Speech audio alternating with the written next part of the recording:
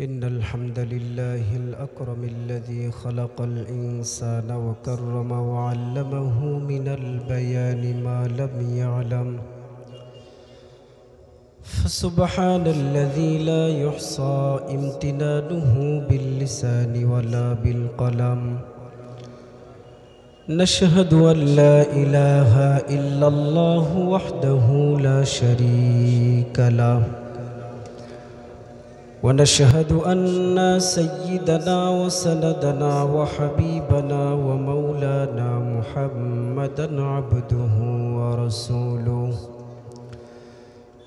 الذي أرسله بالحق بشيرا ونذيرا وداعيا إلى الله بإذنه وسراجا وقمرا منيرا فقد قال الله تعالى في كلامه المجيد وفي فرقانه الحميد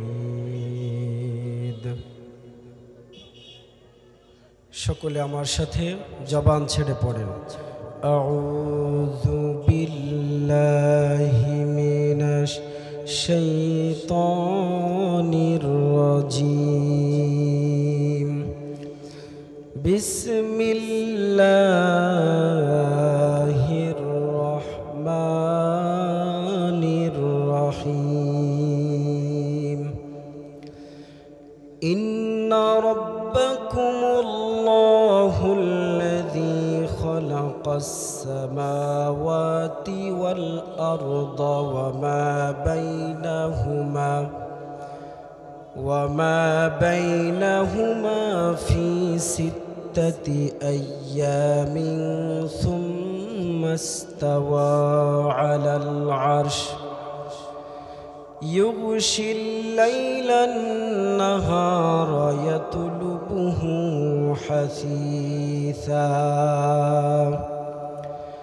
والشمس والقمر والنجوم مسخرات بأمره ألا له الخلق والأمر تبارك الله رب العالمين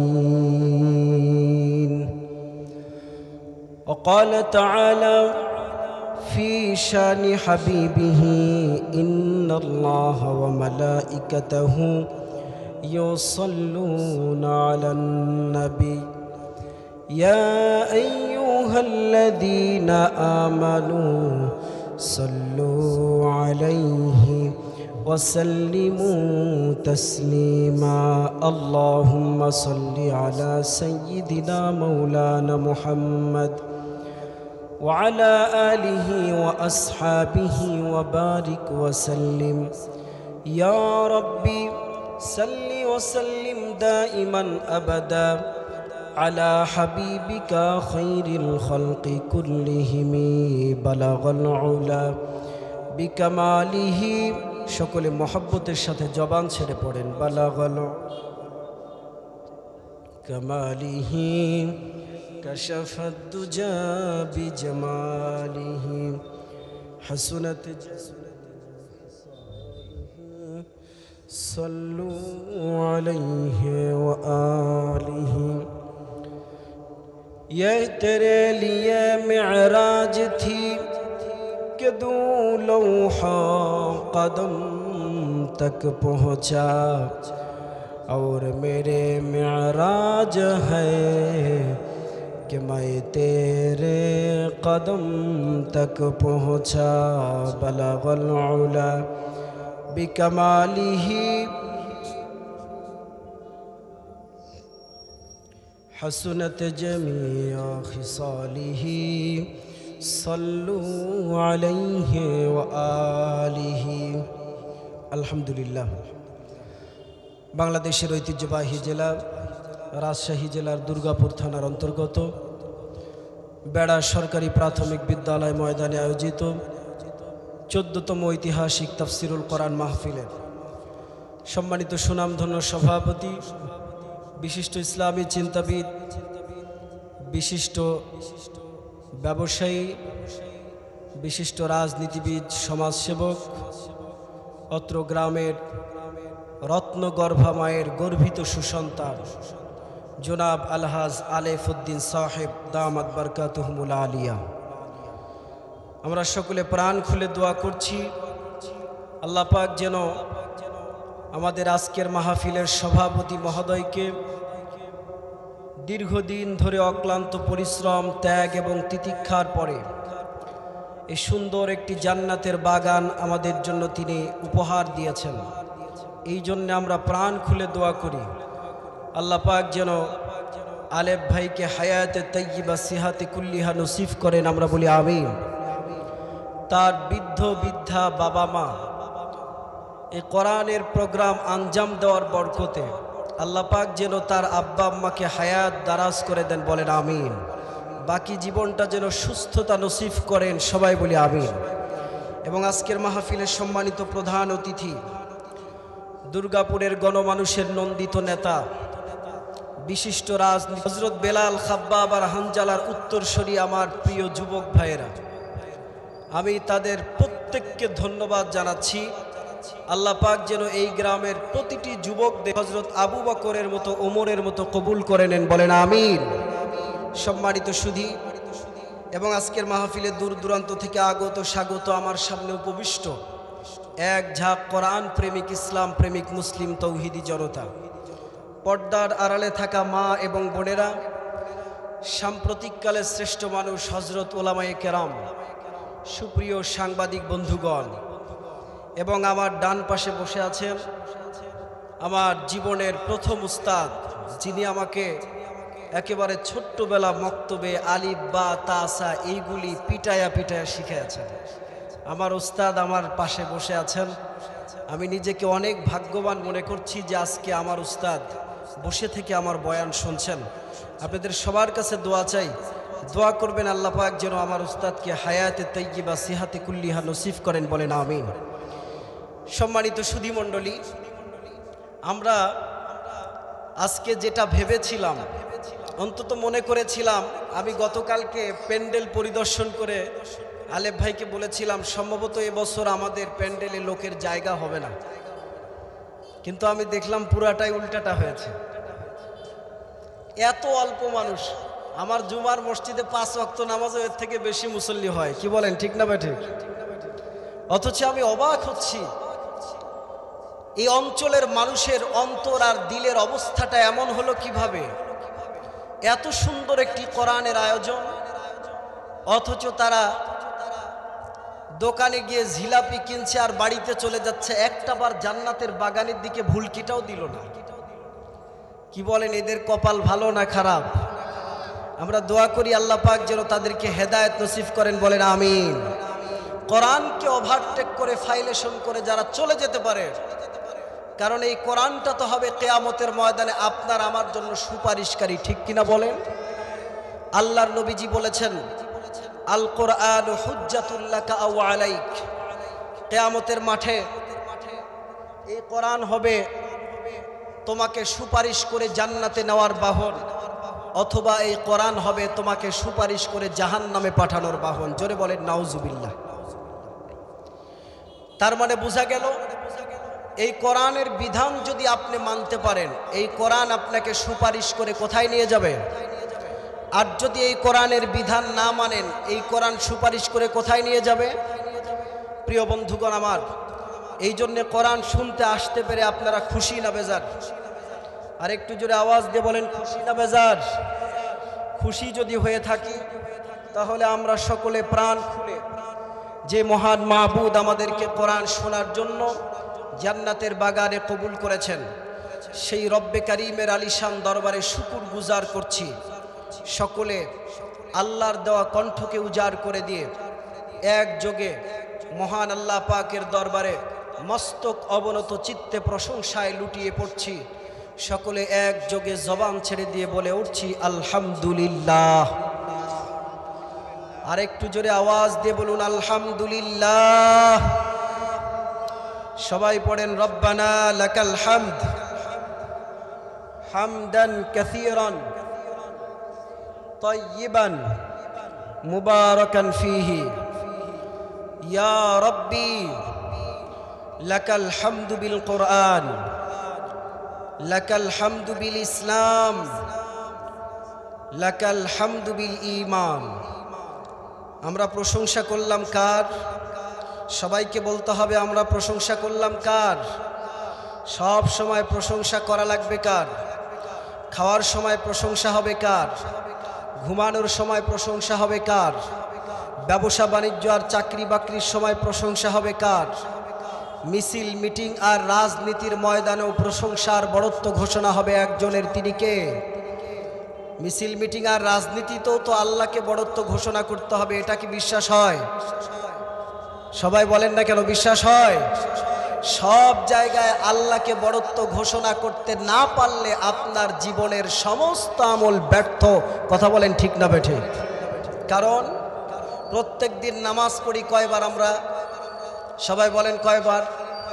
প্রত্যেক নামাজের শুরুতে কি বলা লাগে? বলেন বলেন কি বলা লাগে?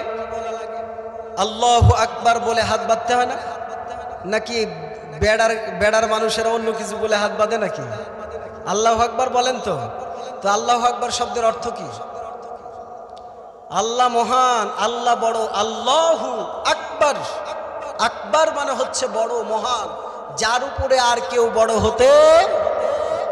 প্রিয় ভাইয়ের আমার, এই জন্যে এই বিশ্বাস যতক্ষণ পর্যন্ত অন্তরে লালন করতে না পারবো যে শুধুমাত্র মসজিদ আর মাদ্রাসায় আল্লাহর বড়ত্ব ঘোষণা হবে, এটাই নয়, বরং মসজিদ মাদ্রাসায় যে আল্লাহর বড়ত্ব ঘোষণা হবে, মসজিদ মাদ্রাসার বাহিরে রাজপথেও সেই আল্লাহর বড়ত্ব ঘোষণা হবে। কথা বলতে হবে ঠিক না বেঠিক? প্রিয় ভাইরা আমার, কিন্তু দুঃখজনক হলেও সত্য, বিগত 16টি বছর আমরা দেখেছি এই বাংলাদেশে আল্লাহর বড়ত্ব শুধু মসজিদ আর মাদ্রাসায় সীমাবদ্ধ ছিল। কথা বলেন ঠিক কিনা? যখনই কোনো ওলামায়ে কেরাম রাজপথে আল্লাহু আকবারের স্লোগান দিয়েছে, সঙ্গে সঙ্গে তাকে জঙ্গিবাদী আর মৌলবাদীর বদনাম চাপিয়ে দিয়ে জেলখানায় ঢুকিয়ে দেওয়া হয়েছে। আমি তাদেরকে বলতে চাই, তোমরা যতই ষড়যন্ত্র করে এদেশের আলেম সমাজকে আর ইসলাম পন্থীদেরকে মৌলবাদ, রাজাকার আর পাকিস্তানি বলে মানুষের সামনে কালার করার চেষ্টা করবে, সেই দিন আর নাই। এই দেশের মানুষকে আর ধোঁকা দিয়ে বোকা বানানো যাবে না। কথা বলেন ঠিক না বেঠিক? প্রিয় ভাইয়েরা আমার, শাক দিয়ে মাছ ঢাকার দিন শেষ, আগামীতে কোরআন হাদিসের বাংলাদেশ। কথা বলেন ঠিক কিনা? আমার বন্ধুগণ,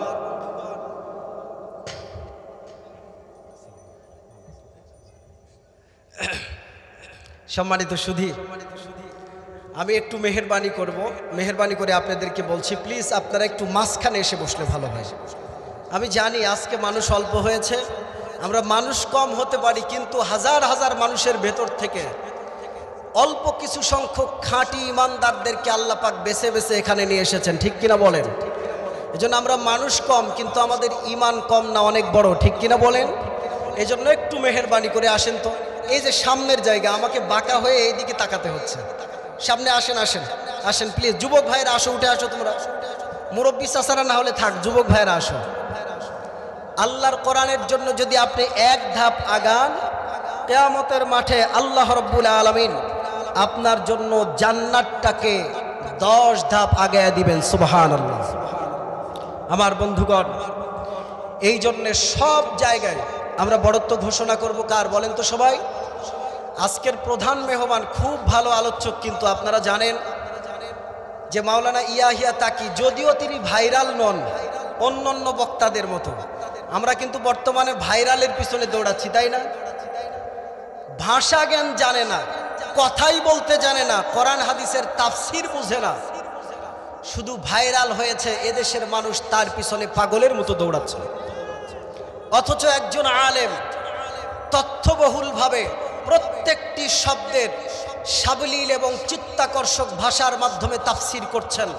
উনি ভাইরাল হন নাই, উনার মাহফিলে লোক নাই। এটা হয়ে গেছে আমাদের বাংলাদেশের মানুষের একটা ব্যাড কালচার।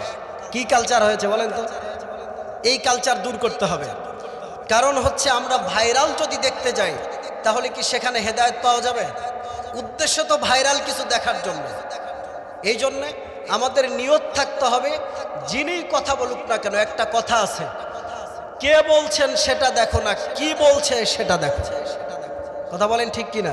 ওই ব্যক্তি ধ্বংস হয়ে যাক, যুকিরতু ইনদাহু ফালাম ইউসাল্লি আলাইয়া, যে ব্যক্তির সামনে আমি বিশ্বনবীর নাম উচ্চারণ করা হলো কিন্তু সে আমার প্রতি দুরূদ পড়ল না, ওই ব্যক্তি ধ্বংস হয়ে যাক। আল্লাহ নিজে ফয়সালা দিয়েছেন। নবীজি সাল্লাল্লাহু আলাইহি ওয়াসাল্লাম মিম্বারের প্রথম সিঁড়িতে পা দিয়ে আমিন বলে সেটাকে স্যাটিসফাইড করেছেন।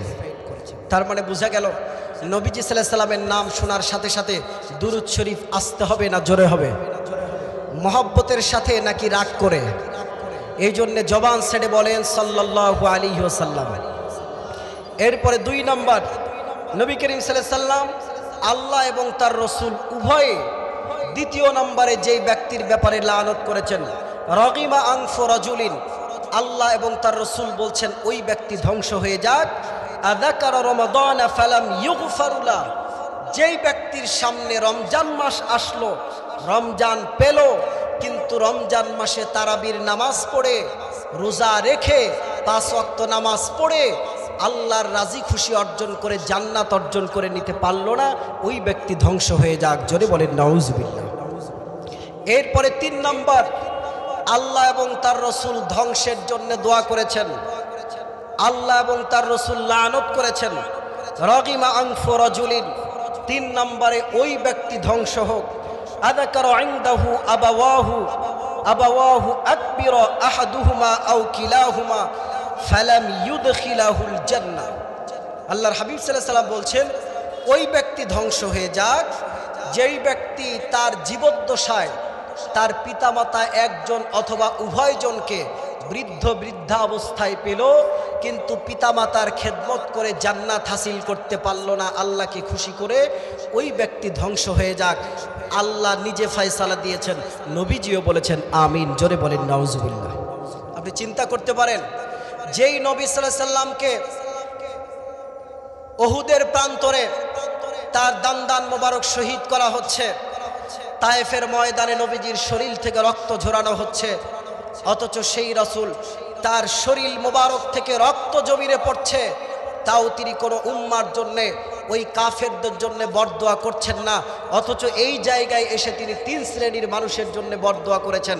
তার মানে বোঝা গেল ওই কাফেরদের চাইতেও এই ধরনের লোকগুলি কম খারাপ না বেশি খারাপ? বেশি খারাপ। এই জন্যে প্রিয় ভাইয়েরা আমার, এই 3টা আমলের ব্যাপারে খুব খেয়াল রাখবো আমরা। এটা আমার প্রথম সবক আজকের। এটা কোন সবক? আজকের মাহফিলের প্রথম ক্লাস। এই 3টি বিষয় আমরা খুব খেয়াল রাখবো। যাদের পিতামাতা জীবিত আছে মনে করবেন এখনো, যাদের শুধুমাত্র একজন আছে মনে করবেন একটা জান্নাত এখনো আমার ঘরে আছে, যাদের 2টাই আছে মনে করবেন 2টি জান্নাতি আছে।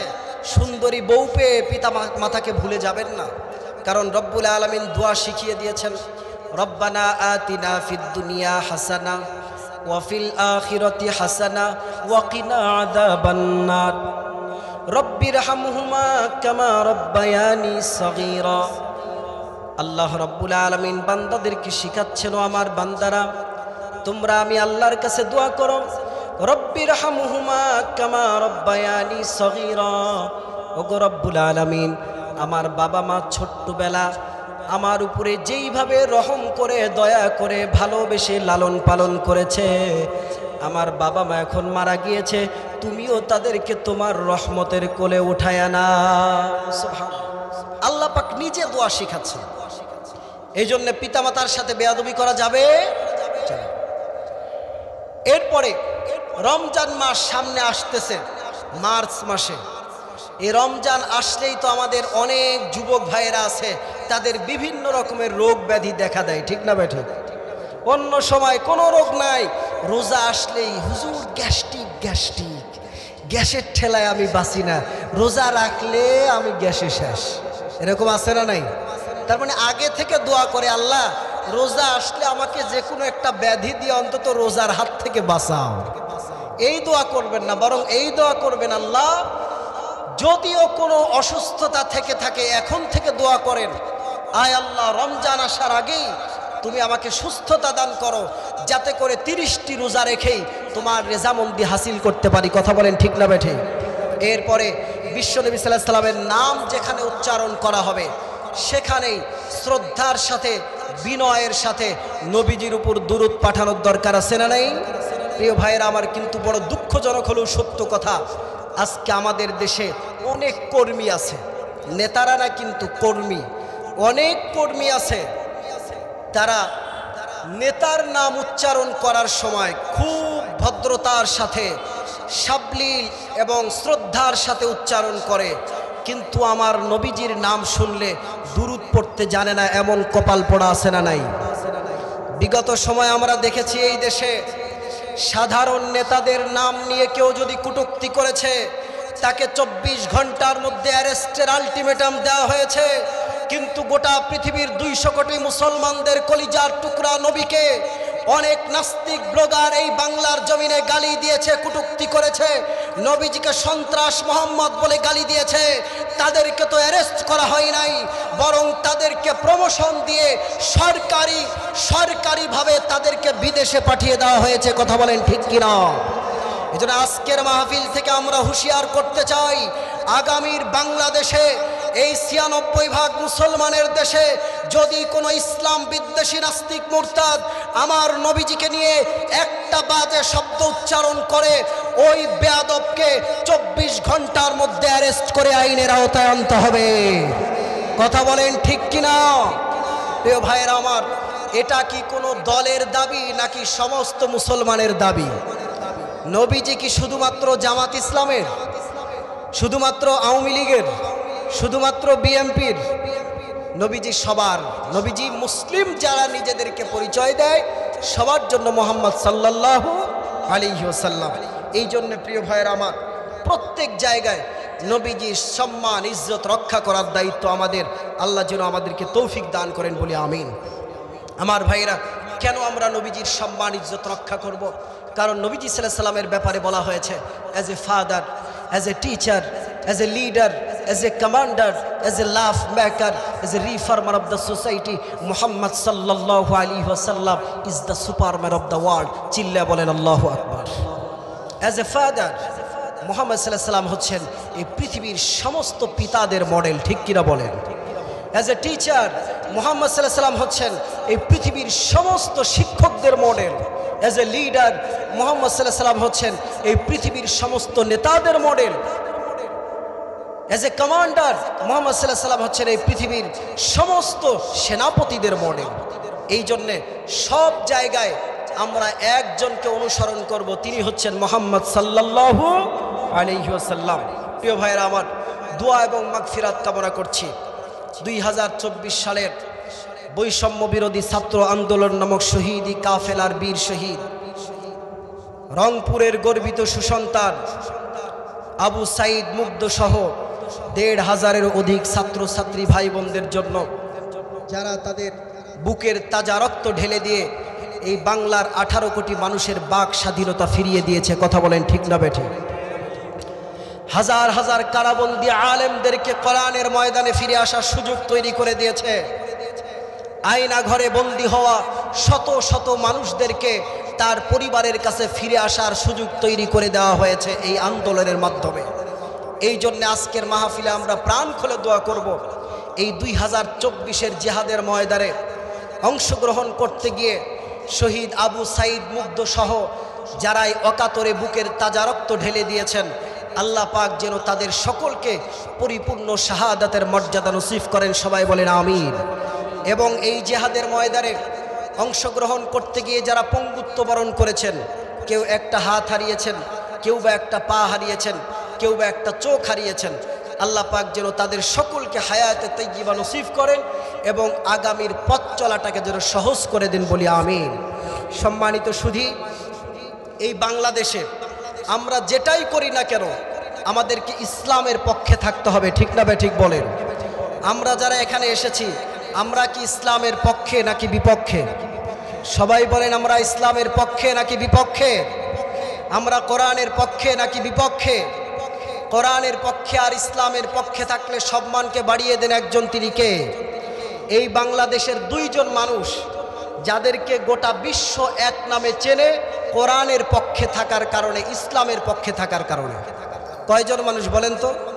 এই বাংলাদেশের স্বাধীনতার পর থেকে দুইজন মানুষের ইতিহাস, যাদেরকে গোটা বিশ্ব শুধুমাত্র ইসলামের পক্ষে থাকার কারণে এক নামে চেনে এবং পৃথিবীর সমস্ত মানুষ তাদের নাম শুনলে দোয়া করে।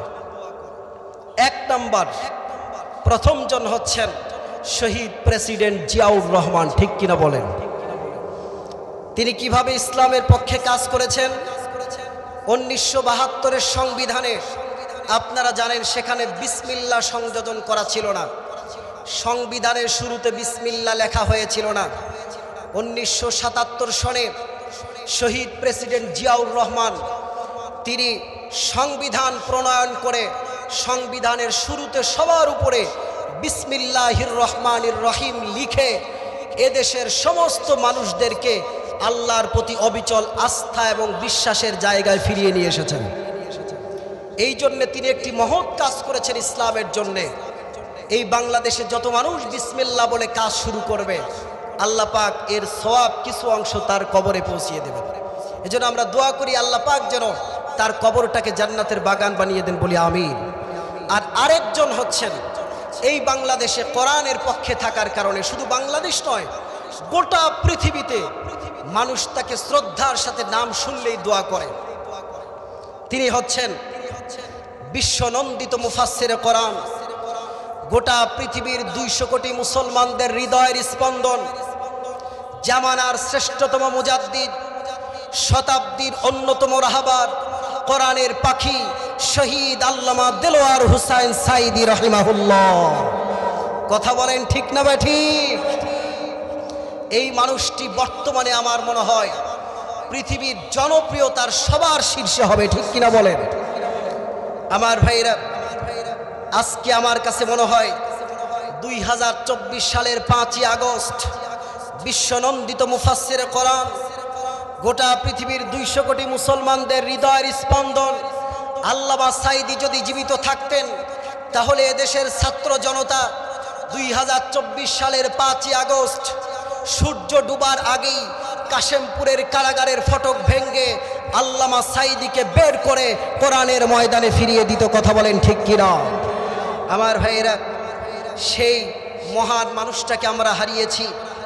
আমার মনে হয় তার একটা প্রোগ্রাম, তার একটা কণ্ঠই এই বাংলার জমিনে কোরআনের রাজ কায়েমের জন্য যথেষ্ট হয়ে যেত। কথা বলেন ঠিক না বেঠিক? কিন্তু তার মতো অসংখ্য ওলামায়ে কেরাম নির্যাতিত হয়েছেন।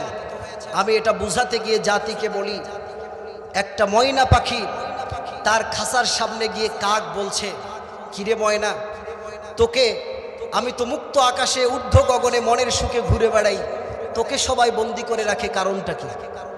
কে বলছে বলেন তো? ময়না পাখির খাঁচার সামনে, ময়না পাখি আমরা বন্ধ করে রাখি না? ময়না পাখির খাঁচার সামনে কাক এসে বলছে, কিরে ময়না, আমি তো মুক্ত আকাশে ঊর্ধ্ব গগনে মনের সুখে ঘুরে বেড়াই, আমাকে তো কেউ অ্যারেস্ট করে না, তোকে সবাই বন্দি করে রাখে, কারণটা কি? ময়না পাখি এবার দ্ব্যর্থহীন কণ্ঠে বলছে, দেখো ভাই, আমি তো কোনো দোষ করি নাই, তবে আমাকে বন্দি করে রেখেছে তার একটাই কারণ, আমি কথা বলতে পারি তাই। কথা বলেন ঠিক কিনা? এই জন্যে আমি বলতে চাই, বিগত 16টি বছর এই দেশে যত আলেমদেরকে জেলখানায় বন্দি করে রিমান্ডে নিয়ে গরুর রশি মাজায় বেঁধে নির্যাতন করা হয়েছে, তাদের কোনো অপরাধ ছিল না। তাদের একটাই অপরাধ, তারা আল্লাহর কোরআনের কথাগুলো উচ্চ বজ্র কণ্ঠে জাতির সামনে বলতে পারত। এই জন্যেই কোরআনের পাখিগুলোকে বন্দি করা হয়েছিল। প্রিয় ভাইয়েরা আমার, আমরা দোয়া করি আল্লাহ পাক যেন এই কোরআনের পাখির কবরটাকে জান্নাতুল ফেরদাউসের বাগান বানিয়ে দেন, বলি আমিন। সম্মানিত সুধী, আমি আজকে আপনাদের সামনে কোরআনুল কারীম থেকে যেই আয়াতে কারিমা তেলাওয়াত করেছি, আমি জানি যেহেতু শ্রোতার সংখ্যা একেবারেই কম, প্রধান মেহমানকে আমি খুব তাড়াতাড়ি নিয়ে আসতে বলেছি। আপনারা হয়তো ধৈর্যচ্যুতি হতে পারেন, এই জন্য আমি বুঝতে পারছি আমার পঠিতব্য আয়াতের তাফসির আমি শেষ করতে পারবো না, শুধুমাত্র টাচ দিয়েই হয়তো সময় হয়ে যাবে।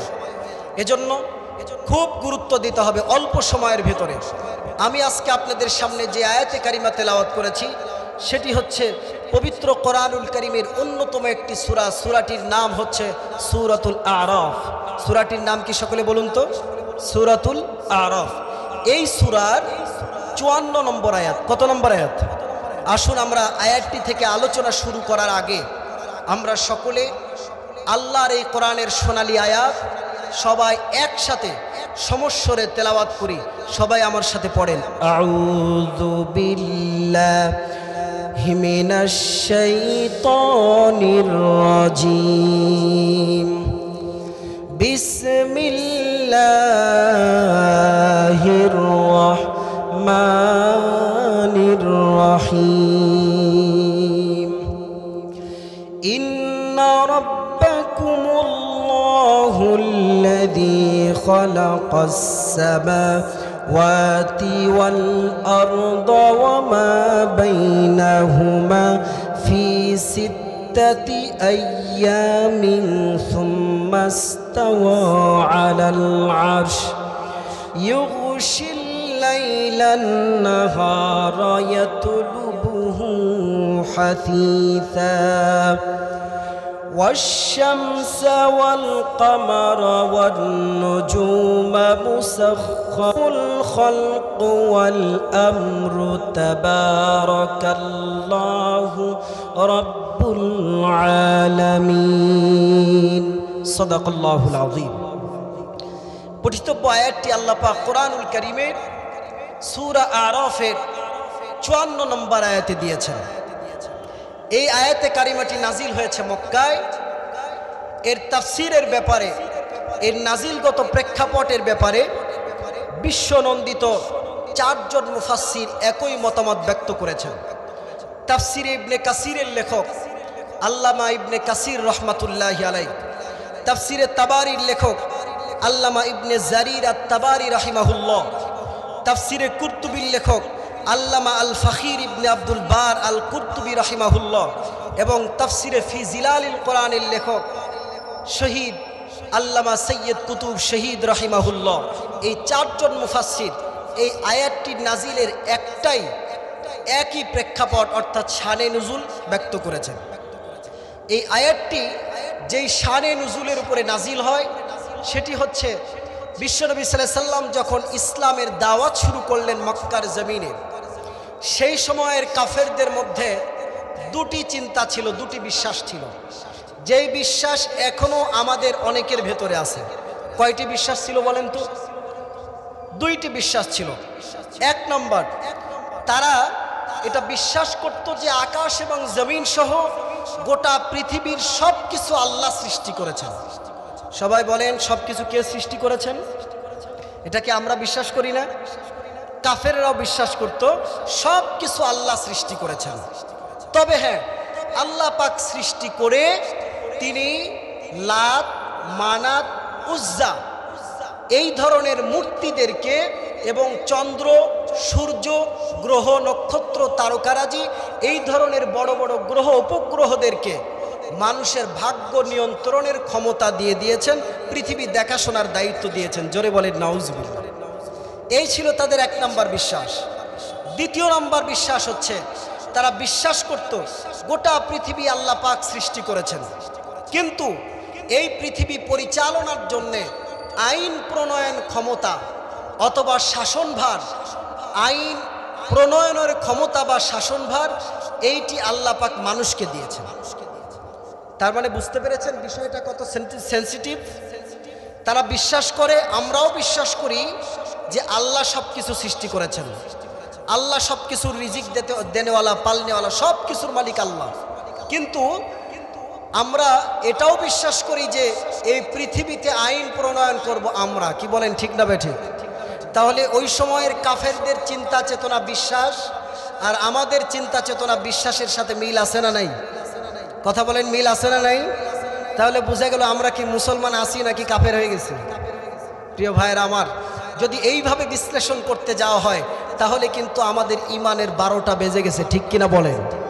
এই জন্য আমার বন্ধুগণ, এই 2টি প্রেক্ষাপটের উপরে আল্লাহ পাক কোরআনুল কারীমের এই আয়াতটি নাজিল করে কাফেরদেরকে বুঝিয়ে দিলেন, ও কাফেরেরা, তোমরা ভুল ধারণা করছো আমি আল্লাহ পাক আকাশ জমিন তৈরি করেছি, এটার একচ্ছত্র আধিপত্য আমার, এই জমিনে মানুষ কিভাবে চলবে এর আইন প্রণয়নের ক্ষমতাও কেবলমাত্র আমি আল্লাহর। কথা বলেন ঠিক কিনা? প্রিয় ভাইয়েরা আমার, এই জন্য আল্লাহ পাক এই আয়াতটি নাজিল করে বললেন, ইন্না রাব্বাকুমুল্লাহুল্লাযী খালাকাস সামাওয়াতি ওয়াল আরদ। ওগো রাসূল, আপনি বিশ্ববাসীকে বলে দেন, নিশ্চয় আমি আল্লাহ পাক আকাশ এবং জমিনটাকে তৈরি করেছি ফি সিত্তাতি আইয়ামিন সুম্মা ইস্তাওয়া আলাল আরশ। 6 দিন সময় নিয়ে। কয় দিন সময় বলেন তো? আল্লাহ রাব্বুল আলামিন বলছেন, হে রাসূল, নিশ্চয় আমি আল্লাহ পাক আকাশ এবং জমিনটা তৈরি করেছি 6 দিন সময় নিয়ে। আলাল আরশ ইস্তাআলাল আরশ, এবং 6 দিন সময়ে আকাশ এবং জমিনটা তৈরি করার পরে আমি আল্লাহ পাক আরশে আজিমের উপরে সমাসীন হয়েছি। তার মানে বোঝা গেল এই মহাবিশ্বটা আল্লাহ পাক কয় দিনে সৃষ্টি করেছেন? 6 দিনে। সৃষ্টি করার পরে আল্লাহ পাক বলছেন সুম্মাস্তাওয়া আলাল আরশ, আমি এটা সৃষ্টি করার পরে আরশে আজিমের উপরে সমাসীন হয়েছে। আজকে কিন্তু আমাদের মধ্যে অনেকে বলে আল্লাহ সব জায়গায় বিরাজমান। এরকম কথা আমরা শুনি কি শুনি না? এটা একেবারে টাটকা 100% মিথ্যা কথা। এটা কি কথা? মিথ্যা কথা। আল্লাহ সব জায়গায় বিরাজমান নন, বরং আল্লাহ পাক বলছেন 6 দিনে আমি এই আকাশ এবং জমিন সহ গোটা বিশ্ব ভূমণ্ডলা তৈরি করার পরে সুম্মাস্তাওয়া আলাল আরশ, আমি আল্লাহ পাক আরশের উপরে সমাসীন হয়েছি। সুবহানাল্লাহ। তাহলে বোঝা গেল আল্লাহ পাক কোথায় আছেন? আরশের উপরে আছেন। এখন আরশের উপর থেকে আল্লাহ পাক তাহলে সব কিছু দেখেন কিভাবে, যদি সব জায়গায় নাই থাকেন? এইভাবে আল্লাহ পাক দেখেন। বিশ্বনবী সাল্লাল্লাহু আলাইহি সাল্লাম যখন এই কথাটির উদাহরণ দিয়ে বুঝাচ্ছিলেন উম্মার কাছে, সাহাবায়ে কেরামদের কাছে, তখন তিনি বলছিলেন, ও আমার সাহাবায়ে কেরাম, এই বিশাল মরুভূমির উপরে পৃথিবীতে একটা মানুষের হাতের ছোট্ট আংটি ফেলে দিলে যেমনটি দেখা যায়, আমার আল্লাহ এত মহান, এত বিশাল, এত বড় যে আল্লাহর কাছে এই গোটা বিশ্বটা একটা মরুভূমির উপরে ছোট্ট আংটির মতো। চিল্লা বলেন আল্লাহু আকবার। তাহলে বোঝা গেল একটা ছোট্ট আংটির উপরে, একটা ছোট্ট আংটি যদি মরুভূমির উপরে ফেলানো হয়, ওই আংটির চারিদিকে কোথায় কি আছে এটা কি আপনি দেখতে পাবেন না? পাবেন কি না? তাহলে আপনি যদি সব দেখেন, তাহলে আল্লাহর কাছে বিশাল 7 তবক আকাশ এবং জমিনটা হচ্ছে একটা ছোট্ট আংটির মতো। তাহলে আল্লাহ পাক গোটা বিশ্বটাকে পরিচালনা করার জন্য, দেখার জন্য কি কোনো রকমের গোয়েন্দা বাহিনীর দরকার আছে? কি বলেন, দরকার হবে? এই জন্যে আল্লাহ পাক আরশে আজিম থেকে গোটা বিশ্বটাকে পরিচালনা করছেন। চিল্লা বলেন আল্লাহু আকবার। এরপরে আল্লাহ পাক বলছেন ইউগশিল লাইলান নাহারা ইয়াতলুবুহু হাসিসা। এরপরে আমি আল্লাহ পাক দিনটাকে রাত দিয়ে আবরণ সৃষ্টি করে দিই। এই যে কিছুক্ষণ আগে দিন ছিল না, এখন রাত হয়েছে, রাত দিয়ে আল্লাহ পাক দিনটাকে আবরণ করে দিয়েছেন। ওয়ায়াতলুবুহু হাসিসা, এবং এই নিয়ম আর পদ্ধতিটা আল্লাহ পাকের হুকুমটা 24টি ঘন্টা এরা মেনে চলতেছে। এরপরে আল্লাহ পাক বলছেন ওয়াশ শামসা, সূর্য, ওয়াল কমার, চন্দ্র, ওয়ান নুজুম, এবং তারকারাজি, মুসাখখারাতিন বিআমরি, 24টি ঘন্টা আমি আল্লাহর হুকুমের গোলামি করছে। চিল্লা বলেন ঠিক না বেঠে? আমার ভাইরা, এরপরে আল্লাহ পাক শেষে বললেন আলা আলাহুল খালক ওয়াল আম। ওহে আমার বান্দারা, সবই যদি আমার সৃষ্টি হয়, সব যদি আমার গোলামি করে, আলা আলাহুল খালক ওয়াল আম, তাহলে আইনটা তো তোমার বাবার হতে পারে না, আইনটা তো তোমার নেতার হতে পারে না। সৃষ্টি যার, হুকুম আর আইন চলবে তার। কথা বলেন ঠিক কিনা? প্রিয় ভাইয়েরা আমার, আমার আল্লাহ পাক এই আয়াতে কারিমার মধ্যে এই বিষয়টি বুঝাতে চেয়েছেন। কিন্তু বড় দুঃখজনক বিষয়, আজকে আমার বাংলাদেশে অনেক মানুষ আছে, তাদের সামনে কোরআনুল কারীম সুন্দর কণ্ঠ দিয়ে তেলাওয়াত করবেন, খুব খুশি হয়ে যাবে। কি বলেন ঠিক না? আমরা কি কোরআন শরীফ তেলাওয়াত শুনলে রাগ ধরে না খুশি হয়ে যাই? এরপরে কোরআন শরীফ তারাবিতে খতম করবেন, খুব খুশি হবে। উনার বাবার 40 মিলাদে গিয়ে 10 খতম করে দিবেন, খুব খুশি হবে। কিন্তু যখনই বলবেন ভাই এই কোরআন শরীফের আইনটা রাষ্ট্রে বাস্তবায়ন করা লাগবে, এই কোরআনের আইন দিয়ে রাষ্ট্র চালাতে হবে, তখন উনার গায়ে 140 ডিগ্রি জ্বর উঠে যায়। এইরকম লোক আছে না নাই? আমার ভাইয়েরা, এই ধরনের লোকদেরকে বোঝানোর জন্যে আল্লাহ পাক বলছেন ও আমার বান্দারা দেখো, সেই সময়ও পৃথিবীতে এই ধরনের লোক ছিল যারা সব মেনে নিত। কোরআন তেলাওয়াত করো তো কোনো সমস্যা নাই, নবী রাসূলুল্লাহ তোমরা কোরআন তেলাওয়াত করো কোনো সমস্যা নাই, তোমরা মসজিদে নামাজ পড়ো কোনো সমস্যা নেই, তোমরা রোজা রাখো কোনো সমস্যা নাই, কিন্তু এই কোরআন দিয়ে রাষ্ট্র চলুক এই কথা বলতে পারবা না। কারণ যখনই এই কোরআনের হুকুম দিয়ে রাষ্ট্র পরিচালনা হবে তখন আমাদের গদি আর টিকবে না। কথা বলেন ঠিক কিনা? এই জন্যে প্রত্যেকটি নবীদের সাথে গন্ডগোল হয়েছে কাফেরদের। কি নামাজ নিয়ে, রোজা নিয়ে, হজ নিয়ে, যাকাত নিয়ে না। তাফসীর পড়ে দেখেন, আজ থেকে ৫,৫০০ বছর পূর্বে হযরতে মূসা আলাইহিস সালামের গন্ডগোল হচ্ছে ফেরাউনের সাথে। কার সাথে? ফেরাউনের সাথে। কি নিয়ে? ফেরাউন বলেছে আনা রব্বুকুমুল আলা। মূসা তুমি কোন রবের কথা বলো, কার আইন মানতে বলো? আমি তো এটা বুঝি না, আমার কাছে তো মনে হয় আমার চাইতে বড় রব আর কেউ হতে পারে না। রব মানে কি? রব মানে হচ্ছে হুকুমদাতা, আইনদাতা, বিধানদাতা। তার মানে যার হুকুমে চলা হয়। হযরতে মূসা আলাইহিস সালাম ফেরাউনের সাথে গন্ডগোল হয়েছে আল্লাহ শব্দ নিয়ে নয়। কি শব্দ নিয়ে গন্ডগোল? রব শব্দ নিয়ে। কি শব্দ নিয়ে? তার মানে রব মানে হচ্ছে হুকুমদাতা, আইনদাতা, বিধানদাতা। ফেরাউন বলছে আনা রব্বুকুমুল আলা, আমি তো বড় হুকুমদাতা, আইনদাতা, বিধানদাতা, তুমি আবার কার হুকুমের কথা বলো? তার মানে বোঝা গেল ফেরাউন কি মূসা আলাইহিস সালামের সাথে কি ফেরাউনের নামাজ নিয়ে গন্ডগোল ছিল, রোজা নিয়ে গন্ডগোল ছিল, হজ নিয়ে, যাকাত নিয়ে না, কোনোটা নিয়ে গন্ডগোল ছিল না। গন্ডগোল ছিল একটা নিয়ে, সেটা হচ্ছে ফেরাউন তুমি শত শত বছর ধরে তোমার রাজ্যে মানুষদেরকে তোমার গোলাম বানিয়ে রেখেছো। আল্লাহ পাক আমার কাছে ওহী নাজিল করেছেন, কোনো মানুষ আইন প্রণয়ন করতে পারে না, মানুষ আইন দিতে পারে না।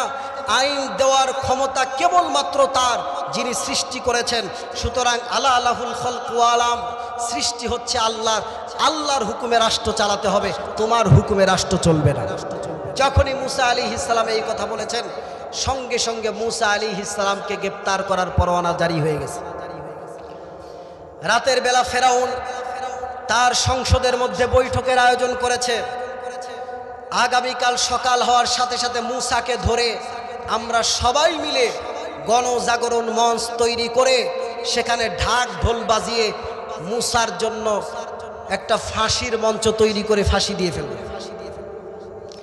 আমার ভাইয়েরা, ফেরাউন যখন এই পরিকল্পনা করছে, রব্বুল আলামিন হযরতে মূসা আলাইহিস সালামকে ওহীর মাধ্যমে জানিয়ে দিলেন, মূসা ফেরাউন তোমাকে মারার জন্য পরিকল্পনা করেছে, তুমি আগামীকাল সকালেই মিশর থেকে হিজরত করে বাগদাদে চলে যাও। মুসলমান ভাইরা রে আমার, হযরতে মূসা আলাইহিস সালাম তার সঙ্গী সাথীদেরকে নিয়ে রওনা দিয়েছেন। ইতিমধ্যেই ফেরাউন এবং তার দলবল জেনে গিয়েছে। পিছনে পিছনে মূসা আলাইহিস সালাতু ওয়াস সালামের দলবলের উপরে ধাওয়া করেছে ফেরাউন। মূসা আলাইহিস সালামের বাহিনী সামনে দৌড়াচ্ছেন, ফেরাউনের বাহিনী পিছনে পিছনে দৌড়াচ্ছে। দৌড়াতে দৌড়াতে সামনে যখন নীলনদ বেঁধে গেল, হযরত মূসা আলাইহিস সালামের সাথীগণ বললেন, ও আল্লাহর নবী মূসা, আমরা তো এখন বুঝি পাকড়াও হয়ে গেলাম, যে আল্লাহর জন্য আমরা আপনার কাছে বায়াত হয়ে মুসলমান হয়েছি, সেই আল্লাহর দ্বীন কায়েমের জন্য হয়তো এখন আমাদেরকে জীবন দিতে হবে। হযরত মূসা আলাইহিস সালাম বললেন, ও আমার সঙ্গী সাথী, ভয় পেও না, যে আল্লাহর জন্য তোমরা ঈমান এনেছো সেই আল্লাহ পাক অবশ্যই আমাদেরকে সাহায্য করবেন, তিনি আমাদের সাথে আছে। সঙ্গে সঙ্গে আল্লাহ রাব্বুল আলামিনের পক্ষ থেকে ওহী নাজিল হয়ে গেল। রব্বুল আলামিন বললেন, মূসা তোমার হাতে যেই লাঠি আছে ওই লাঠি দিয়ে তুমি পানিতে আঘাত করো। হযরতে মূসা আলাইহিস সালাম পানিতে আঘাত করলেন। পানিতে আঘাত করার সঙ্গে সঙ্গে তাফসীরের ভিতরে মুফাসসিরিনে কেরাম লিখেছেন, নীল নদের মধ্যে একটা নয়, দুইটা নয়, 12টি রাস্তা আল্লাহ পাক সমুদ্রের ভেতর দিয়ে সৃষ্টি করে দিয়েছে। হযরতে মূসা আলাইহিস সালাম তাল দরবল নিয়ে রাস্তা দিয়ে রওনা শুরু করলেন। সমুদ্রের ভেতরে পানি প্রাচীর হয়ে রাস্তা হয়ে গিয়েছে। তিনি এই রাস্তা দিয়ে পার হয়ে যখন উপরে উঠেছেন, ফেরাউনের দলবল এই রাস্তা দিয়েই নেমেছে।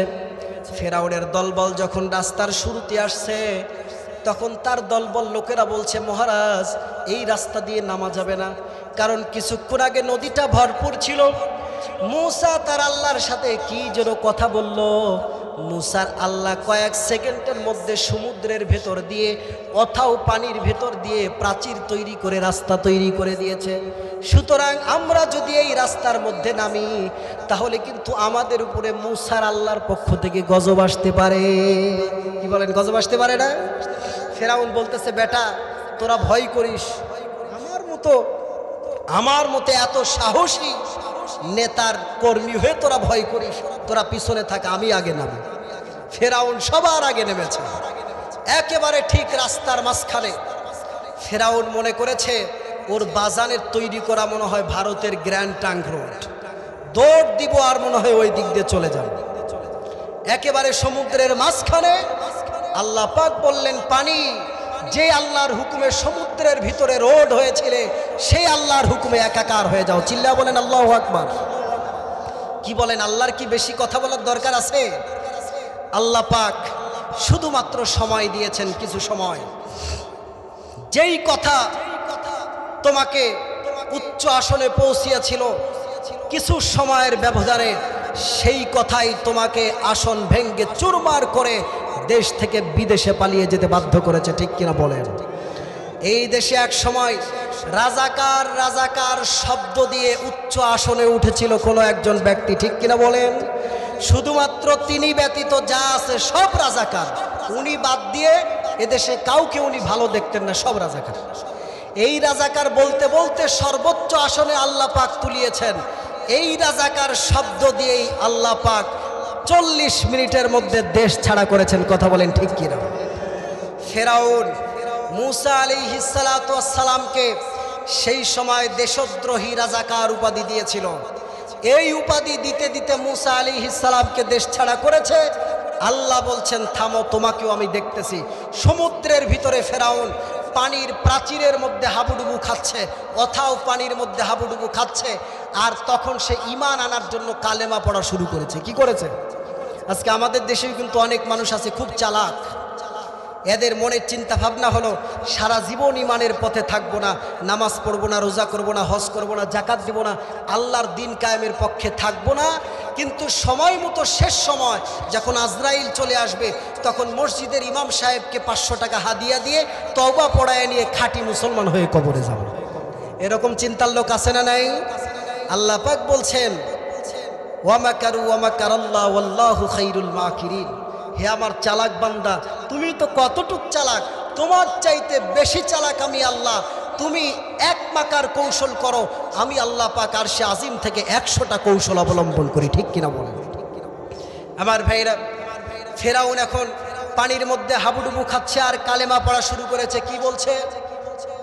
ফেরাউন বলতেছে, আমানতু আন্নাহু লা ইলাহা ইল্লাল্লাযী আমানাত বিহি বানু ইসরাঈল ওয়া আনা মিনাল মুসলিমিন। ফেরাউন বলছে, আমানতু আন্নাহু লা ইলাহা ইল্লাল্লাযী আমানাত বিহি বানু ইসরাঈল। ও আল্লাহ, আমি ঈমান আনলাম ওই ইলাহের উপরে যে ইলাহের উপরে ঈমান এনেছে বানি ইসরাঈলের লোকেরা। তাও এই কথা বলতেছে না মূসার আল্লাহর উপরে ঈমান আনলাম। দেখতেছেন নবীর সাথে কতটা শত্রু, মরে যাচ্ছে তাও নবীর আল্লাহকে মানবে না। আপনি চিন্তা করেন, পৃথিবীতে যত নবী রাসূলদের গন্ডগোল কি সাধারণ মানুষের সাথে নাকি রাষ্ট্রপ্রধানের সাথে? কথা বলেন, গন্ডগোল কার সাথে? মূসা আলাইহিস সালামের গন্ডগোল ফেরাউনের সাথে, রাষ্ট্রপ্রধান। ইব্রাহিম আলাইহিস সালামের গন্ডগোল রাষ্ট্রপ্রধান নমরুদের সাথে। মুহাম্মদ সাল্লাল্লাহু আলাইহি সাল্লামের গন্ডগোল রাষ্ট্রপ্রধান আবু জাহেলের সাথে। তার মানে বোঝা গেল তারা কালেমার দাওয়াত দিয়েছেন, তাদের কালেমা আর আমাদের কালেমা এক নয়। নবীদের কালেমার ধাক্কা রাষ্ট্রপ্রধানদের সিংহাসনে গিয়ে লেগেছে। কথা বলেন ঠিক কিনা? আর আমরা এমন কালেমা দাওয়াত দিই, আমাদের কালেমা মানুষের ঘরের দুয়ারে দুয়ারে ভিক্ষা করে। ঠিক কিনা বলেন? দেখেন না, আমাদের দেশে অনেক ভিক্ষুক আছে না, মানুষের দুয়ারে ভিক্ষা চায়। ভিক্ষা চাইতে গিয়ে বলে, লা ইলাহা ইল্লাল্লাহ, ভাই 2 মুঠ চাইল দেন। এরকম আছে না? নাই? সুবহানাল্লাহ, আলহামদুলিল্লাহ, ভাই 2টা মুঠ চাইল দেন, টাকা দেন। এরকম লোক আছে না? নাই? তার মানে আমরা এমন কালেমার দাওয়াত দিয়েছি, আমাদের কালেমা দিয়ে মানুষ ভিক্ষা করছে, অথচ নবীদের কালেমা ধাক্কা দিয়ে কাফেরদের রাজপ্রাসাদ চুরমার করে দিয়েছে। কথা বলেন ঠিক কিনা? প্রিয় ভাইয়েরা আমার, এই জন্য বুঝতে হবে কালেমার দাওয়াত কোথায় দেওয়া লাগবে। নবীদের দাওয়াতের সাথে যদি আমাদের দাওয়াত মিল না হয়, তাহলে বুঝতে হবে আমরা ভুল দাওয়াতে আছি। কথা বলেন ঠিক কিনা? যখনই আপনার দাওয়াত নবীদের দাওয়াতের সাথে মিলবে, তখনই রাষ্ট্র ক্ষমতা আপনাকে প্রথম বাধা দিবে। এই দেশে কোরআনের পাখি আল্লামা সাঈদী দাওয়াত দিয়েছিলেন, যখন এই তার দাওয়াত নবীদের দাওয়াতের সাথে মিলেছে, সাথে সাথে রাষ্ট্র ক্ষমতা তাকে বাধা দিয়েছে। কথা বলেন ঠিক কিনা? ভারতে ডক্টর জাকির নায়েক নবীদের দাওয়াতের মতো করে দাওয়াত দেওয়া শুরু করেছেন। এক একটা ঘন্টার লেকচারে শত শত মানুষ মুসলমান হওয়া শুরু করেছে, সাথে সাথে ওই দেশের প্রাইম মিনিস্টারের সিংহাসনে ধাক্কা মেরেছে। কথা বলেন ঠিক কিনা? এই জন্যে তাকে নির্বাসন করেছে, তাকে হিজরত করে বিদেশে চলে যেতে হয়েছে। এই জন্য বুঝতে হবে কালেমার দাওয়াত সঠিক জায়গায় দেওয়া লাগবে। এই জন্যে প্রিয় ভাইরা আমার, প্রত্যেকটি নবী আলাইহিস সালামের গণ্ডগোল সাধারণ মানুষের সাথে নয়, রাষ্ট্রপ্রধানদের সাথে। কাদের সাথে? সবাই বলেন কাদের সাথে গণ্ডগোল হচ্ছে? তার মানে বোঝা গেল তারা সাধারণ মানুষের কাছে দাওয়াত দিচ্ছেন না, তারা রাষ্ট্রপ্রধানদের কাছে দাওয়াত দিচ্ছেন। তার মানে প্রত্যেকটি নবী রাসূলের উদ্দেশ্য ছিল আল্লাহর কোরআনের এই বিধান রাষ্ট্রে কায়েম করা। কথা বলেন ঠিক না বেঠিক? প্রিয় ভাইরা আমার, এই জন্যে আমরা আজকের মাহফিল থেকে উদাত্ত আহ্বান রাখতে চাই। এই ৯৬ ভাগ মুসলমানের দেশে স্বাধীনতার ৫৪ বছর পর থেকে আমরা নতুন বাংলাদেশ দেখেছি, সবুজ বাংলাদেশ দেখেছি, সোনার বাংলাদেশ দেখেছি, ডিজিটাল বাংলাদেশ দেখেছি। আগামীতে আমরা কোরআন সুন্নাহর বাংলাদেশ দেখতে চাই। কথা বলেন ঠিক না বেঠিক? কোরআন সুন্নাহর বাংলাদেশ দেখতে চাই। এই জন্যই কোরআন সুন্নাহর বাংলাদেশ চাই। রাষ্ট্রীয়ভাবে আল্লাহর দ্বীন কায়েম করতে হবে, কারণ আল্লাহ পাক কোরআনুল কারীম নাজিল করেছেন আল্লাহর হুকুম দিয়ে বিচার ফায়সালা করার জন্য। কেন আল্লাহ কোরআন নাজিল করেছেন বলেন? আল্লাহ পাক বলছেন, ইন্না আনজালনা ইলাইকাল কিতাবা বিল হাক্কি লিতাহকুমা বাইনান নাসি বিমা আরাকাল্লাহ। আল্লাহ পাক বলছেন, হে রাসূল, নিশ্চয় আমি আপনার প্রতি কোরআন নাজিল করেছি। এটা নাজিল করার কারণ হচ্ছে এটার বিধান দিয়ে আপনি মানুষের মধ্যে বিচার ফায়সালা করবেন। আপনারা বলেন তো, আজকে আমাদের বাংলাদেশের ইউনিয়ন পরিষদ থেকে শুরু করে বঙ্গভবন পর্যন্ত, রান্নাঘর থেকে শুরু করে সংসদ পর্যন্ত কোনো জায়গায় আল্লাহর কোরআনের বিধান দিয়ে বিচার ফায়সালা করা হয়? এদেশের হাইকোর্ট, জজকম, সুপ্রিম কোর্ট, কোনো জায়গায় আল্লাহর কোরআনের বিধান দিয়ে বিচার ফায়সালা করা হয়? কোনো জায়গা হয় না। কিন্তু এদেশের ৯৬ ভাগ মুসলমানের ইমানি দাবি হচ্ছে আল্লাহর কোরআন দিয়ে বিচার ফায়সালা করার জন্য এই কোরআনকে সংসদে পাঠাতে হবে। কোথায় পাঠাতে হবে? এই কোরআন যদি ঘরের তাকের উপরে পড়ে থাকে, তাহলে কি বিচার ফায়সালা হবে কোরআন দিয়ে? এই কোরআনের বিচার ফায়সালা যদি চাই, তাহলে এই কোরআনকে কোথায় পাঠাতে হবে? সংসদে পাঠাতে হবে। আল্লাহ পাক যেন আমাদের সবাইকে তৌফিক দান করেন, বলি আমিন। প্রিয় ভাইয়েরা আমার, তাফসিরে ফি জিলালিল কোরআনের লেখক এই আয়াতের তাফসির করে বলেছেন ৭ জায়গা আমাদেরকে সাধারণভাবে কোরআন মানতে হবে। কয় জায়গায়? ১ নম্বর ব্যক্তি জীবন, ২ পারিবারিক জীবন, ৩ সামাজিক জীবন, ৪ রাজনৈতিক জীবন, ৫ রাষ্ট্রীয় জীবন, ৬ অর্থনৈতিক জীবন, ৭ আন্তর্জাতিক পরিমণ্ডল। তাহলে কয় জায়গা আমাদেরকে কোরআন মানতে হবে? এখন বড় দুঃখজনক হলেও সত্য, কোরআন শুধু আছে আংশিকভাবে ৩ জায়গায়। কয় জায়গায়? ১ নম্বর ব্যক্তিগত জীবন, এখানে আমরা কেউ সকাল সন্ধ্যা কোরআন তেলাওয়াত করি।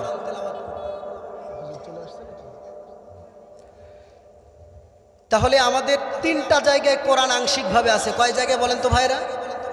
১ নম্বর ব্যক্তি জীবন, এখানে আমরা সাধারণভাবে আংশিকভাবে কোরআন সকাল সন্ধ্যা তেলাওয়াত করি। ২ নম্বর পারিবারিক জীবন, আমাদের সমাজে কিছু লোক আছে যারা সকাল সন্ধ্যা ছেলে মেয়েদেরকে পরিবারে কোরআন পড়তে বলে। ৩ নম্বর সামাজিক জীবন, সমাজে কিছুটা জায়গা মাঝে মধ্যে যখন কোনো ব্যক্তি মারা যায়, তখন এই কোরআন দিয়ে ৪০ আর কুলখানি করা হয়। এই ৩টা জায়গায় কোরআন আছে। ৪ নম্বর রাজনৈতিক জীবন, এই রাজনীতির জায়গায় কোরআন নাই, ঠিক কিনা বলেন? সবাই বলেন এই রাজনীতির জায়গায় কোরআন আছে আমাদের? প্রিয় ভাইরা আমার, কিন্তু কোরআন এমন একটি কিতাব, কোরআন কি অসম্পন্ন নাকি সম্পন্ন বলেন তো সবাই? সবাই বলেন কোরআন অসম্পন্ন নাকি সম্পন্ন? সম্পন্ন যদি হয়, তাহলে আপনি যদি বলেন কোরআনের মধ্যে রাজনীতি নাই। গত কয়েকদিন আগে এক জায়গায় মাহফিলে গিয়ে এক মুরব্বী চাচা আমাকে বলছে, হুজুর কোরআনে তো সব আছে, তাই না? জি সব আছে। রাজনীতিও কি কোরআনে আছে? তো আমি বললাম তার আগে আপনাকে আমি জিজ্ঞাসা করি, আপনি বলেন তো কোরআনে সব কিছু আছে না নাই? উনি বললেন হ্যাঁ বাবা সব আছে। নামাজের কথা আছে, হজের কথা আছে, জাকাতের কথা আছে, সব কিছু আছে। আমি লাস্টে বললাম কোরআন কি কমপ্লিট নাকি আনকমপ্লিট? কোরআন কি পরিপূর্ণ নাকি কোরআন শর্ট আছে? উনি বললেন না, কোরআন পরিপূর্ণ।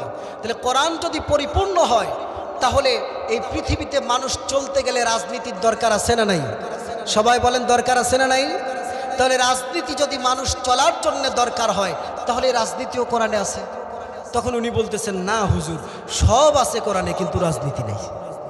এটা উনি বিশ্বাস করতে চান না। কিন্তু আল্লাহ পাক কোরআনুল কারীমে রাজনীতির নামে একটা সূরাই নাজিল করে দিয়েছেন। সুবহানাল্লাহ বলেন। সূরাটির নাম হচ্ছে সূরাতুল মুলক। সূরাটির নাম কি বলেন তো? সূরাতুল মুলক। এই রাজনীতির নামে আল্লাহ পাক একটা সূরা নাজিল করে দিয়ে বুঝালেন, ও আমার বান্দারা, পৃথিবীতে বহু রকমের রাজনীতি আছে, তবে সবচাইতে সেরা রাজনীতি হচ্ছে কোরআনের বিধান দিয়ে নবীজির সুন্নাহ মোতাবেক যারা রাজনীতি করবে, এটাই হচ্ছে সবচাইতে সফল রাজনীতি। কথা বলেন ঠিক কিনা? প্রিয় ভাইয়েরা আমার, এই কোরআন এসেছে আল্লাহর পক্ষ থেকে। কার পক্ষ থেকে এসেছে বলেন? রাজনীতি হচ্ছে রাজার নীতি। কার নীতি? রাজার নীতি। এই আকাশ এবং জমিনের মধ্যে সবচাইতে বড় রাজাকে, আল্লাহর চাইতে বড় রাজাদি রাজ কেউ কি আর আছে? সবাই বলেন কেউ আছে? তাহলে রাজার নীতি যদি রাজনীতি হয়, এই কোরআন কার নীতি? জোরে বলেন, এই কোরআন কার নীতি? আল্লাহর নীতি। তাহলে বোঝা গেল পৃথিবীতে সবচাইতে বড় রাজনীতির কিতাব হচ্ছে কোরআন। চল্লা বলেন ঠিক না বেঠিক? প্রিয় ভাইয়ের আমার, এই জন্যে কোরআন আপনার আমার জীবনের প্রত্যেকটি অঙ্গনে, শুধুমাত্র মসজিদ আর মাদ্রাসায় নয়, মসজিদ মাদ্রাসা, আপনার ব্যক্তি জীবন, আপনার পারিবারিক জীবন, আপনার সামাজিক জীবন, আপনার রাষ্ট্রীয় জীবন, আপনার আন্তর্জাতিক পরিমণ্ডলে, সব জায়গায় আপনার রাজনৈতিক জীবন, সব জায়গায় আপনি কোরআনকে মানবেন, তবেই গা আপনি সফল হতে পারবেন এবং নবী রসুলদের শাফাত আপনি পাবেন। এটাই হবে সফল মুমিনের কাজ। ঠিক কিনা বলেন? প্রিয় ভাইয়েরা আমার, মা বোনেরা তাদের জন্য ওয়াজ শুনতে চেয়েছেন। সংক্ষিপ্ত সময়, যেহেতু প্রধান মেহমান অল্প সময়ের মধ্যে চলে আসবেন, সংক্ষিপ্ত সময় আমি মা বোনদের ব্যাপারে কয়েকটি কথা বলেই আলোচনা শেষ করে দেব ইনশাআল্লাহ। মা বোনেরা যারা এসেছেন, আমি দেখলাম রাস্তায় মা বোনদের সংখ্যায় অনেক বেশি পুরুষদের চাইতে, মাশাআল্লাহ। তো মা বোনদের ব্যাপারে জান্নাতে যাওয়া খুব সহজ। নবীজি সাল্লাল্লাহু আলাইহি সাল্লাম বলেছেন 4টি আমল করতে পারলে মা বোনরা জান্নাতি। কয়টি আমল? সবাই বলেন কয়টি আমল? মা বোনেরা কান লাগান ভালো করে। 4টি আমল করবেন, আল্লাহর রসুল আপনার জান্নাতের বেহেশতের জিম্মাদার নিয়ে নিয়েছেন। 1 নম্বর, আপনাকে 5 ওয়াক্ত নামাজ পড়া লাগবে। কয় ওয়াক্ত নামাজ? 5 ওয়াক্ত নামাজ। আল্লাহর হাবিব সাল্লাল্লাহু আলাইহি সাল্লাম বলেছেন, আউয়ালু মা ইউহাসাবু বিহিল আবদু ইয়াউমাল কিয়ামাতিস সালাহ। কিয়ামতের মাঠে সর্বপ্রথম নামাজের হিসাব হবে। কিসের হিসাব হবে? এরপরে আল্লাহর হাবিব সাল্লাল্লাহু আলাইহি সাল্লাম বলেছেন, আস-সালাতু ইমাদুদ্দিন, মান আকামাহা ফাকাদ আকামাদ্দিন ওয়া মান হাদামাহা ফাকাদ হাদামাদ্দিন। নামাজ হচ্ছে ইসলামের খুঁটি। যে ব্যক্তি নামাজ ছেড়ে দিল সে যেন ইসলামের খুঁটি ভেঙে ফেললো, আর যে ব্যক্তি নামাজ যথাসময় আদায় করলো সে যেন ইসলামের খুঁটিকে সমুন্নত করলো। কথা বলেন ঠিক কিনা? এই জন্য আমরা 5 ওয়াক্ত নামাজ পড়তে রাজি আছি না নাই? মা বোনরা তো নামাজ 5 ওয়াক্ত পড়বেন, পুরুষরাও 5 ওয়াক্ত নামাজ পড়বেন। ঠিক কিনা? নারে তাকবীর। এরপরে 3 নম্বর, পর্দা করা। মা বোনদের 3 নম্বর আমল কি? পর্দা করতে হবে। আজকে অনেক যুবক ভাইয়েরা আছেন, মা বোনদেরকে পর্দায় রাখতে চায় না। সুন্দরী একটা বউ বিয়ে করে মোটরসাইকেলের পিছনে নিয়ে দেয় 180 মাইল বেগে টান। এরকম আছে না নাই?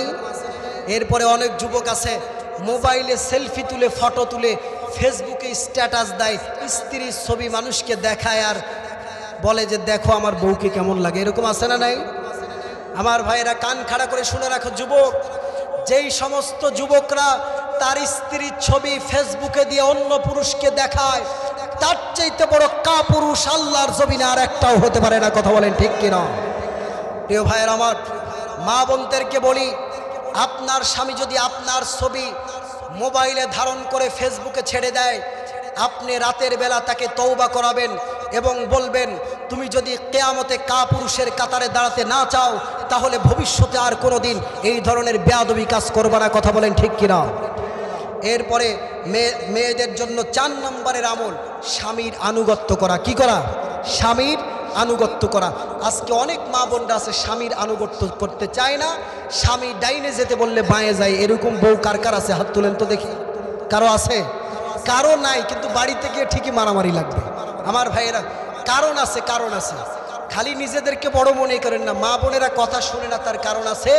যেইভাবে বউকে ভালোবাসা দরকার, খুশি করা দরকার, ওইভাবে আমরা করতেই জানি না। ঠিক কিনা বলেন? বউকে এক ভাই সাথে বললেন, হুজুর খুশি করব কেমনে?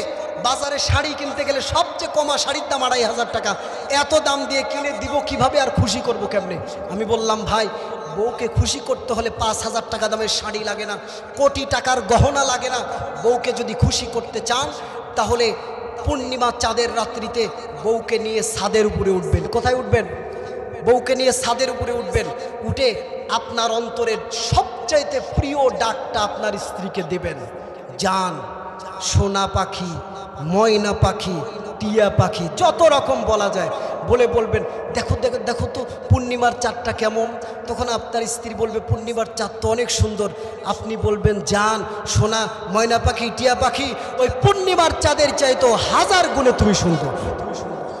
এই কথা বলবেন, দেখবেন বউ খুশি হবে না, ওর 14 গোষ্ঠী খুশি হয়ে যাবে। কথা বলেন ঠিক কিনা? প্রিয় ভাইয়ের আমার, এই জন্যে স্ত্রীদেরকে এইভাবে আমরা খুশি করব এবং এই 4টি আমল করতে বলবো।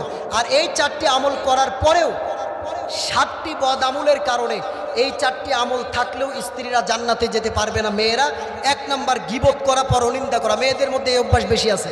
2 নাম্বার স্বামীর অবাধ্য নারী। 3 নাম্বার স্বামীর প্রতি অকৃতজ্ঞ অভিশাপ। কথায় কথায় স্বামীকে অভিশাপ দেয়, তোমার সাথে বিয়ে হয়ে আমার জীবনটা শেষ, ভ্যান চালানোর সাথে বিয়ে হইলে আরও অনেক ভালো থাকতাম, এরকম বলে কি বলে না? মা বোনেরা কান লাগান, এই ধরনের কথা আর বলবেন না, আপনার সারা জীবনের সব নামাজ, রোজা, হজ, যাকাত সব ভেস্তে যাবে। এই ধরনের কথা বলা যাবে না। 4 নাম্বার পর্দা না করা ও অশ্লীল পোশাক পরিধান করা, অশ্লীল পোশাক পরিধান করাবেন না। 5 নাম্বার অহংকারী ও সৌন্দর্যের গর্ব করা। অনেক মেয়েরা আছে, আপনি 10 ভরি স্বর্ণ দিয়েছেন আপনার বউকে, এই 10 ভরি স্বর্ণ নিয়ে আপনার স্ত্রী খালি অহংকার করে। যেই গরিব বেটার বউ, যার বউয়ের স্বর্ণ নাই, তার কাছে গিয়ে খালি দেখায়। এজন্য যাদের স্বর্ণ আছে, যাদের স্বর্ণ নাই, গরিবদের কাছে যাবেন না, যাদের স্বর্ণ বেশি আছে তাদের কাছে যাবেন। এই জন্য অহংকার করা যাবে না। এরপরে 6 নম্বর কুসংস্কারে বিশ্বাস। নারীরা বেশি কুসংস্কার করে। সকালবেলা কেউ টাকা ধার নিতে গেছে, ঘর ঝাড়ু না দিলে টাকা দেওয়া যাবে না, এরকম কুসংস্কার আছে না নাই? এই ধরনের কুসংস্কার থেকে দূরে থাকতে হবে। এরপরে 7 নম্বর লোক দেখানোর জন্য ইবাদত করা। পুরুষটা করে কিন্তু নারীরা বেশি করে। মানুষকে দেখলে বাড়িতে মেহমান আসলে নামাজের সূরা কেরাত একটু বড় করে, যাতে বলে মহিলাটা খুব আল্লাহওয়ালা রে, এরকম আছে না নাই? আমার ভাইয়েরা, এই ধরনের কাজ করা যাবে না, সব হবে আল্লাহর জন্য। কার জন্যে? প্রিয় ভাইয়েরা আমার, আল্লাহ পাক আমাদের সবাইকে তৌফিক দান করেন। যেই কথাগুলি হলো অল্প সময়ের ভিতরে সাজিয়ে গুছিয়ে বলা হয় নাই, কিন্তু আমার মনে হয় গুরুত্বপূর্ণ কথা হয়েছে। হুজুর আরও গুরুত্বপূর্ণ কথা বলবেন। আমি সকলের কাছে ক্ষমা চেয়ে, দোয়া চেয়ে আজকের বক্তব্য এখানেই শেষ করছি। এবং আজকের এই মাহফিল পরিচালনা করতে গিয়ে দীর্ঘদিন ধরে, বিশেষ করে আলেফ ভাই সহ আমাদের মাহফিলের সম্মানিত কমিটিবৃন্দ সহ এই বেড়া গ্রামের যুবক ভাইয়েরা অনেক কষ্ট করেছেন। আমরা সবাই দোয়া করব আল্লাহ পাক যেন তাদেরকে হজরত বেলাল, খাব্বাব আর হানজালার কাতারে শামিল করেন। জোরে বলেন আমিন।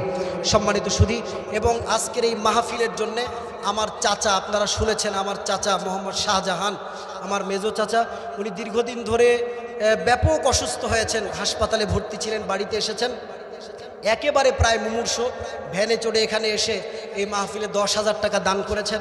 আপনারা সবাই প্রাণ খুলে দোয়া করবেন আমার চাচার জন্য, আল্লাহ পাক যেন তাকে পরিপূর্ণ সুস্থতা নসিব করেন বলি আমিন।